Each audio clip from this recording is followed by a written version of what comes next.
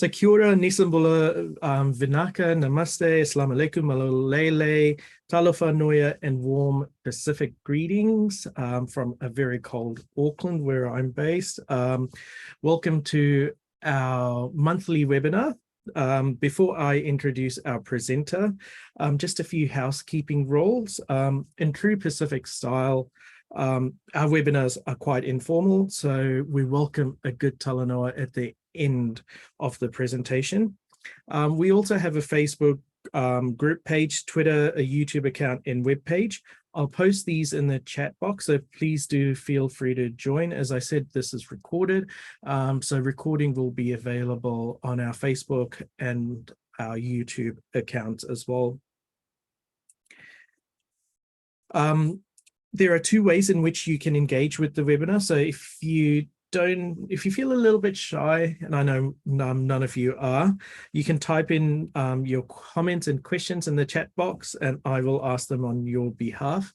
But otherwise, feel free to unmute yourself and ask any questions that you may have at the end of the presentation.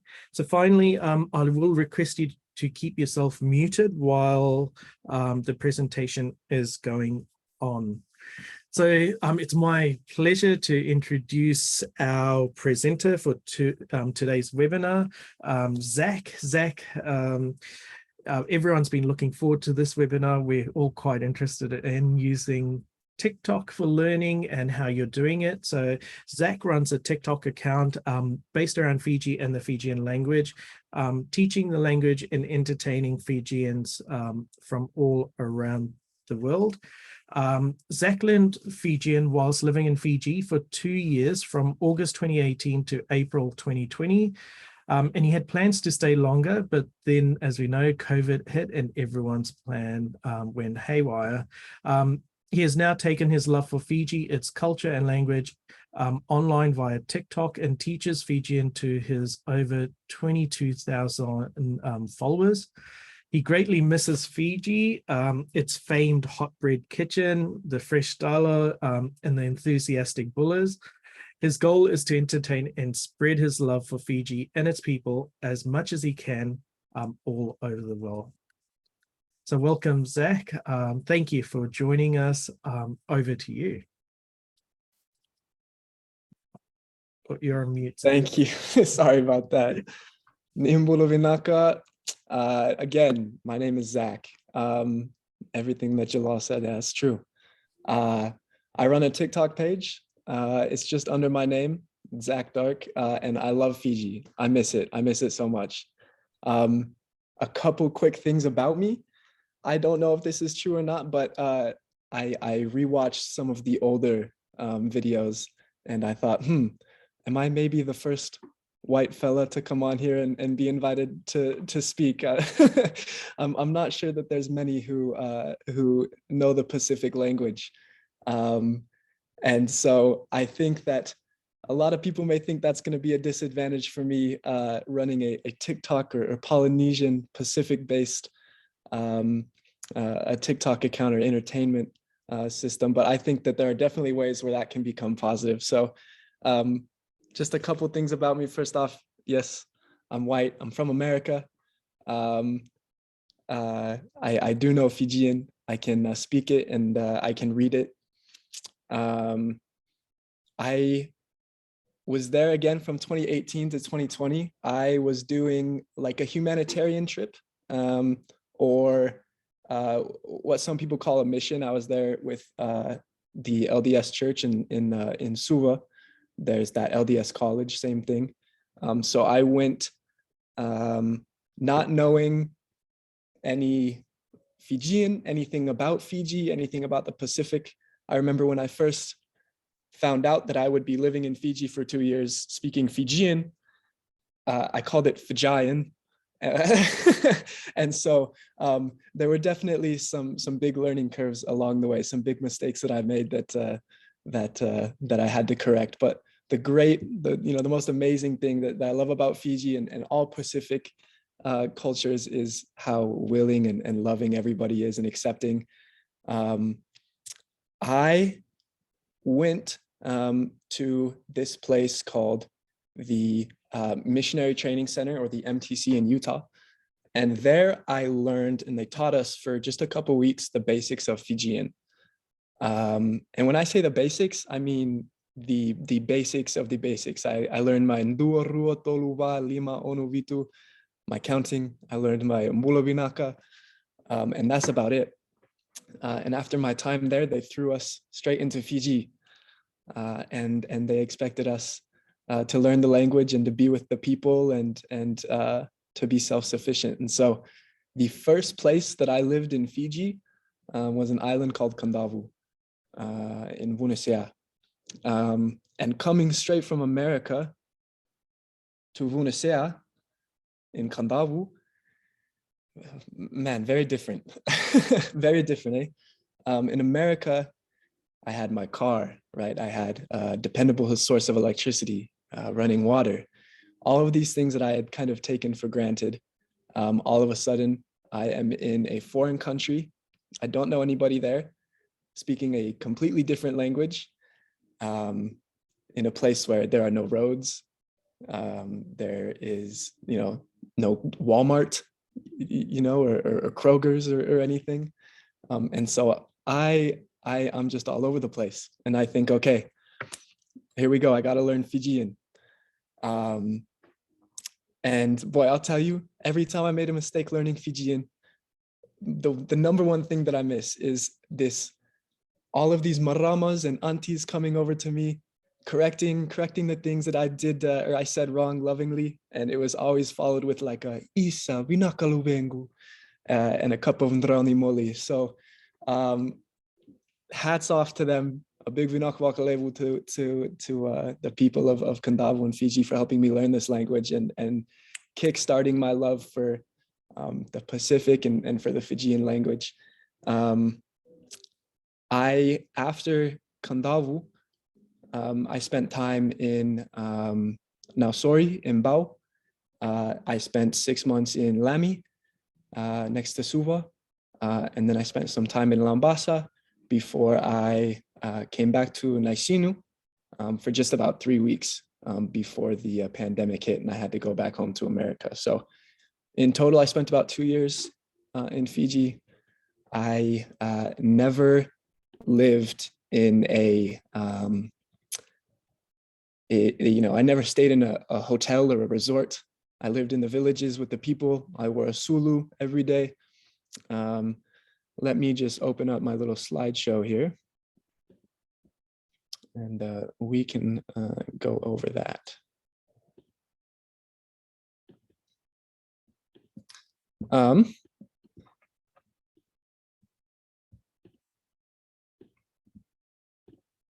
Okay. Can you guys see that slideshow that I'm showing? Yep, we can see it, Zach. Okay, perfect. So here I am, Nimbulo Vinaka, Nakengu Italanoa, or my story. This is me on Kandavu Island. This is where I stayed. That picture on the right is of me on my first day, kind of a little culture shook. But the one thing that I loved was the people. Everything that people in Fiji do, right? The beautiful people in Fiji, I did as well. So hanging out with my friend Moji, we'd catch fish on Sunday every day for our food. This is me doing the lovo. But every day, this is what I would do as well. Every morning, I'd sit there and I'd study. I'm not sure if you can see, but poking out is the Gadi dictionary. You can find it at, I believe, USP or FNU. It's a Fijian to English, so I use that a lot. I had a dictionary with some words in there, as well as just a notebook. I also read from, just the Bible. I had a Fijian and an English version, and I just go back and forth. So it took me about 8 months to learn Fijian to the point where I felt like I could be fluent. And I loved it. I was able to communicate with people on a much deeper level than I would have been able to had I only spoke English. But as soon as I came home from Fiji, this is my thinking face, okay?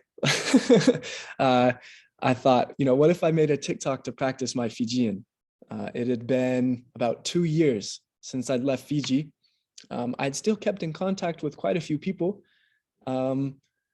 but I I could tell my language skills were not what they used to be. So one night, I recorded a video.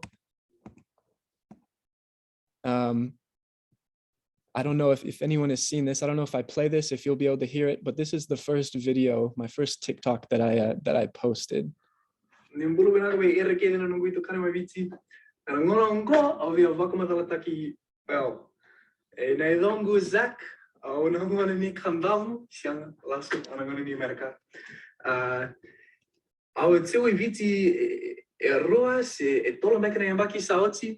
So, you know, nangona nyo less Italiani on na fluent in a Boswaviti. But Lolomiani ve kiundo kiri I kewakad, you know, Silve dove kiundo na tip kerikere wasio mai. Au via hey che voi sa malu saranga na lungo. Learn talanga learn tale na vosa totoka ya na vosa wakawiti de mode manda vinaka sara. Okay, so that was my first attempt at a TikTok video ever. And you can tell my Fijian was a little rusty. But nonetheless, I went to bed that night and I woke up the next morning with about 166,000 views, 1,100 comments, a whole bunch of saves, a whole bunch of shares. And we'll just go over what some people had to say. They're pretty funny. So this person said sips tea while having my long loaf, knowing damn well I will never be this fluent in my own mother tongue. I thought that was pretty funny. He can speak better than you, tagging his friend, right? Sharing the TikTok, big part of getting it out there. Someone invite him to the functions, right? And then we got all of these different comments. Just people letting me know how well everything happened and how much they liked it and whatnot. People saying, oh man, I don't even speak Fijian this well, or this guy speaks better than you. And what I learned that was a big part of why my TikTok page was able to get as big as it did. Because TikTok is based off of creating a community. So the more interactions that you get on your TikTok, the more that the algorithm, right? The TikTok algorithm is going to push your TikTok to other people like those who interacted with it. So you can see a couple people tagged others. The bro, the on the far left comment, the bro, he can speak better than me, tagged one of his friends, and maybe he came and watched a video and left a comment or left a like or shared it or saved it. And that helps the algorithm. So that helps push it out. So I woke up that morning seeing all of these comments, all of these likes, all these saves. And I was getting like Facebook message calls on Facebook message calls from my old friends in Fiji. And they were saying, oh, Zach, we woke up and we saw your TikTok. It's all over the place. They said everyone in Fiji is sharing it. And they were super excited for me. So very quickly it was able to get out. Another thing that I learned about this TikTok is you have to post consistently. So right after I posted this video, here are just some of my my analytics here. So within a day, 80% of my my interactions or my followers were from Fiji. I also had some from Australia, New Zealand, the UK, and the United States. But I followed up that first video with, pretty quickly with another video. And that other video was just me with some things that I'd taken back from Fiji. I had a rugby uni. I had just a jumper. I had some Fijian books I showed. All the while I was speaking in Fijian. And same as last time, it just took off. I think that one got like 180,000 views, same amount of likes, same amount of shares. But this time, it got reposted on a like Fijian meme page. So on there as well, it was viewed another 2.7K times and had 760 shares. Again, what that does is it just helps create a community. The more places where you can get your videos, the more likely that people are going to see it. And the more likely that they're going to come back to its original source and interact with it again. And that's just going to help push that TikTok algorithm to continue to push out to other people. So my TikTok, right? My way of connecting with the Pacific Islander people and with the Fijians, for me, it works. TikTok is a really big place, right? It's the third most downloaded app in the world. I have some stats here on another slide, but basically 20% of everyone who has an internet connection also has a TikTok account. And there are a lot of TikTok videos. Every single person here in this in this Zoom meeting, I know has more education than me. I know is smarter than me. I went and watched a previous video, and I believe it was Tinisi. She a professor, has written books, and she teaches on YouTube. How amazing would it be if she could take those same things that she taught on YouTube and take them over to TikTok? There are so many videos on TikTok. I think that all of us, everyone who has something to share, everyone who has a thought in their head, everyone who is an educator, which I know that many of you are, this app is a way for you to push your message or push your wisdom to a really big group of people. The demographic of TikTok is mostly about 14-year-olds to 29-year-olds. So it's an interesting age group that we work with. But as educators, you know, college professors, I know a lot of you have taught or a lot of you have been taught. That is the age where you know, thoughts are formed, perspectives are formed, right? The average time spent on TikTok by these kids and young adults is somewhere around about an hour a day. If you could get your videos out, right, in the form of a TikTok to those kids for even an hour a day, the good that could do. So that's the message that I'm kind of here to share is every single one of you has some information or some wisdom that could do the world some good. Why not share it on the world's biggest platform? And it's not hard. There are a couple things that we're going to get into and that we're going to talk to help you figure out the most effective way to post and to produce these videos. So we're going to learn a little bit from things that I did correctly in my successes, and then we'll learn from some of my failures. So on my second video, some things that I did good or that I did well was posting immediately after the first video. If you look on TikTok, most people will say you need to post 2 to 3 times a day to keep your audience engaged.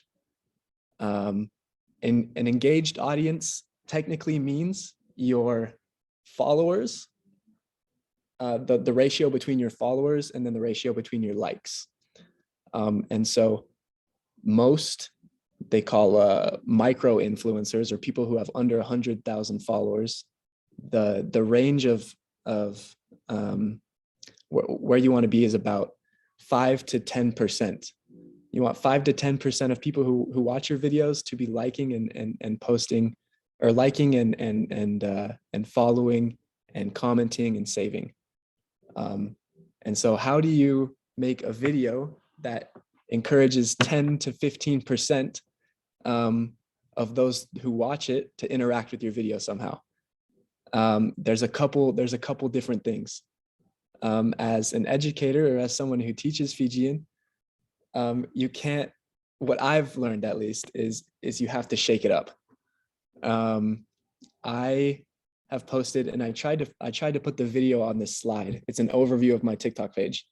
But I have videos that have hundreds and thousands of views and comments and likes. And then I have similar videos that have 4,000 views. And so I'm thinking, okay, what's the difference? The one thing that I've noticed is that the times where I'm posting about 2 to 3 times a day, and where I post one educational video where I teach a Fijian lesson, one entertaining video where, I mean, I'll like sing a Fijian song, and people love that. It may be a little bit embarrassing for me because I'm not a singer, but people love that. And then just a personal video, have a personal connection with you. To me, and in my experience, that's kind of the best formula for how to keep an audience engaged and coming back. Because at the end of the day, that's what you want. You want them to come back and continue to consume your media. So a couple different ways to do that is at the end of each video, putting out to your audience some sort of challenge. So I remember one video that I did, I should have put it in my in the slideshow here, but I said, hey, I said something to the effect of hey, I'm going on a date and I need some Fijian pickup lines. I said, drop some of your favorites down in the comments. And really quickly, again, all of a sudden I had a whole bunch of Fijian comments giving me Fijian pickup lines in the comments. And what that did was it engaged the audience. So maybe next time when I want to teach them something educational, they're going to come back and they're going to watch the whole thing. They're going to listen. Another really hard thing about TikTok, and another hard thing kind of about this younger generation that uses TikTok, is the average watch time for any video on TikTok is about 7 to 13 seconds. So how do you teach Fijian? How do you teach any language? How do you teach, math, science, history? How do you teach on an app that only has a 7 to 13 second attention span? And again, I would just direct everybody back to the post 2 to 3 times a day, and keep them coming back. Use that formula of entertaining, educational, and personal. Spice it up a little bit, keep it moving. For me, I found that really works. In Fiji, there are a couple of different TikTokers. I looked this up. I wasn't quite sure, so I had to look this up. The TikToker with the most followers is a Fijian Indian woman. She has 1 million followers, but her rate of of people coming back and liking her videos is, I think it's at 0.7%.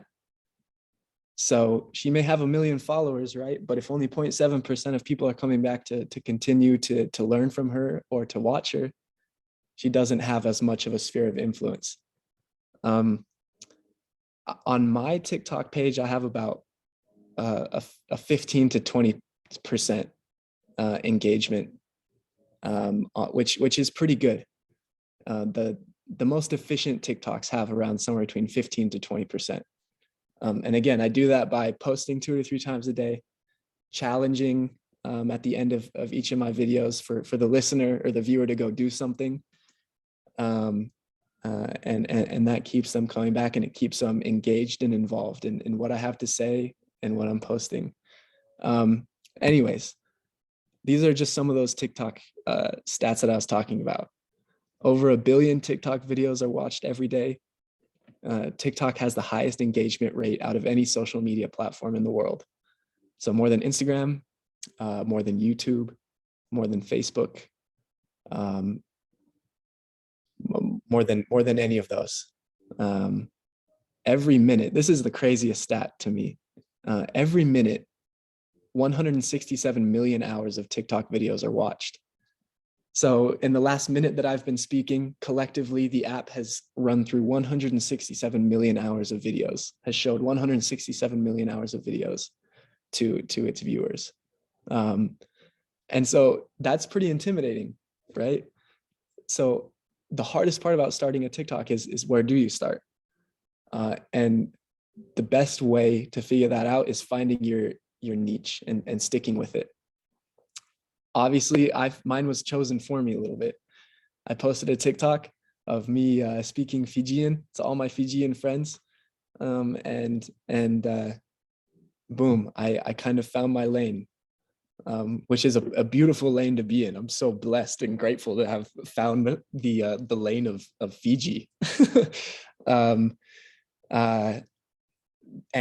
And how you stick with your niche is with hashtags.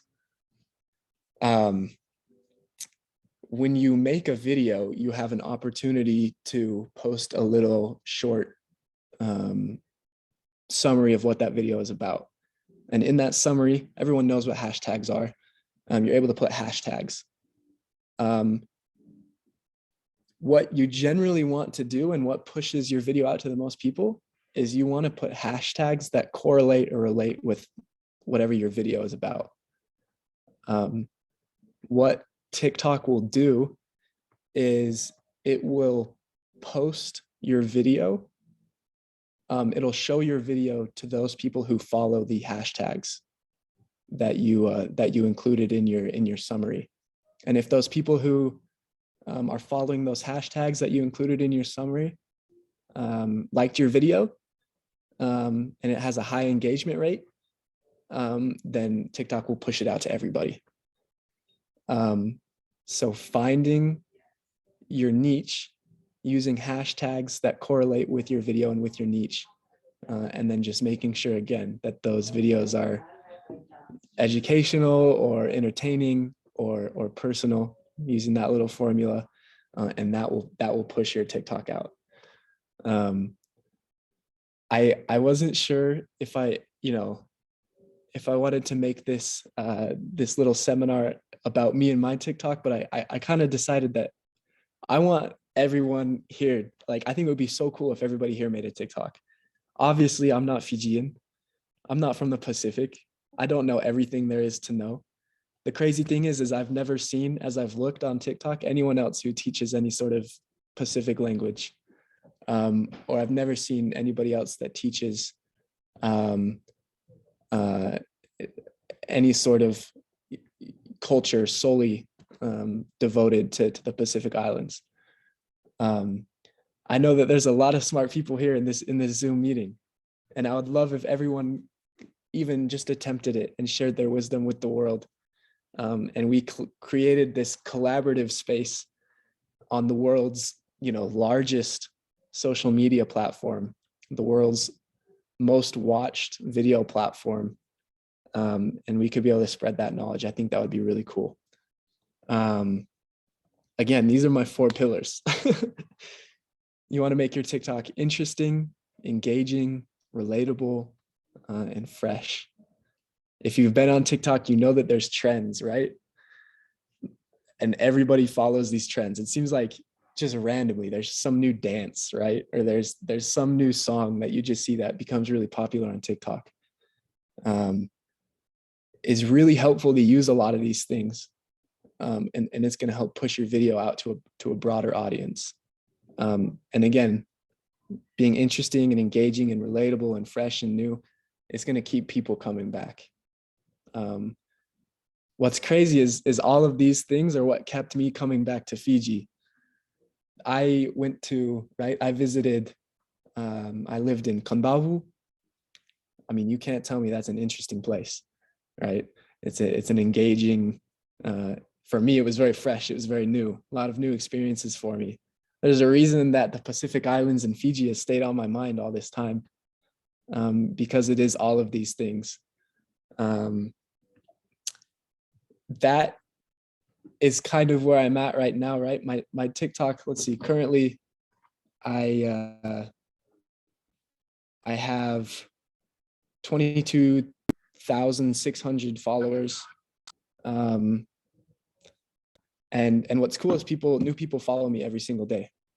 And so I'm able to share things with people every single day. And I love it. I love reading the comments. I say that this is probably the Pacific Island TikTok sphere is probably the only place in all of on the entire internet, maybe, where every time I post a video, there's not like a single negative comment, right? Everyone is so supportive. And that's what I love about Fiji, and that's what I love about the Pacific is the Pacific hospitality, the Loloma, I love walking down the village and hearing screams of Vayakavi and Vasingalevu, you know, come eat lunch. I don't know who you are, but I'm going to invite you into my home and we're going to have a talanoa. I think that in a lot of ways, TikTok is very similar. I don't know a majority of the people that follow me, but I would love it if I was able to have a connection with every single person that followed me. To be able to put out my content, my Fijian content, and to help people realize that, hey, if a white person from America can learn Fijian, then maybe I can too, right? And to be able to spread that culture to me and is something that is really cool. One of my favorite videos that I posted was a couple months ago. I said in Fijian, obviously, I was like, or like ticket me I'm gonna buy a ticket for me to go to Fiji this August. Let me know where I should visit. And I had thousands and thousands and thousands and thousands of comments from people all over Fiji. Hey, Mike, come to Bao, come to Nandi. My son is having a birthday party. We would love to see you there, right? Come and we'll have a lovo. You can come and be our guest. Literally thousands of comments of everyone just inviting me, people I don't know. And I love that so much about Fiji, and about the Pacific. So in true TikTok and in true Fijian fashion, my seminar and my little speech is gonna be kind of that short 7 to 15 second format that I'm used to. But I do just want to leave you with that challenge. If you feel like you have something that you can give to the world, if you feel like you have some wisdom or some knowledge that you'd like to share, I would encourage you to do that in one way or another. Whether it be TikTok or some other social media platform. I think I didn't know that I could, that I could have an effect on people halfway across the world. And I promise you that you guys can do the same. You guys can do the same. You guys are all college educated and you guys know what's going on. You guys are wise people, even more so than me. So I would love to see you guys on there. So if anybody has any questions or anything for me, that would be great. I would love to answer those. But that will conclude kind of what I had prepared for y'all. So, Minaka.